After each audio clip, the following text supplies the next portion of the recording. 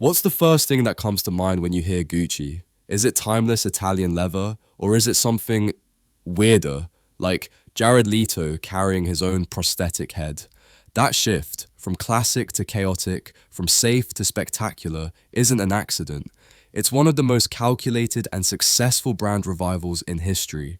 Today, we're breaking down the Gucci case study, how a heritage brand on the brink of collapse used radical creativity, subcultural energy, and a total embrace of the weird to become the defining luxury powerhouse of the 21st century.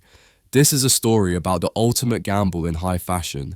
Our story starts at a low point, the 2000s. Gucci, once a symbol of jet-set glamour, was a mess. Riddled with internal family battles, it had become over-licensed, over-distributed, and desperately uncool. The logo was everywhere, but the desire was gone. It was luxury without a soul, collecting dust in airport duty-free shops. By 2014, sales were plummeting.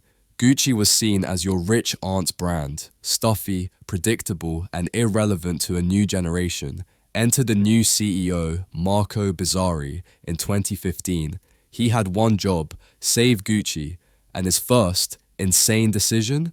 To appoint a relatively unknown accessories designer, Alessandro Michele, as creative director. With just 5 days to prepare for a women's wear show, this was the gamble. Michele wasn't just a new designer, he was a new ideology. He rejected the sharp, sexed-up minimalism of the era. Instead, he presented a world that was romantic, eccentric, gender-fluid, and radically maximalist. It wasn't just a new collection, it was a new universe. The industry was stunned. Some called it costumey, ridiculous, but a key demographic heard a siren call, the millennials and Gen Z, hungry for authenticity, storytelling, and a break from the norm.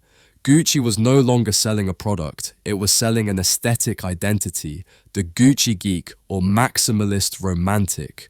First, narrative. Every campaign was a story. Michele referenced art history, philosophy, and cinema. He turned Instagram into a digital museum, making followers feel they weren't just buying a bag, but buying into a rich intellectual world. Second, community and reappropriation.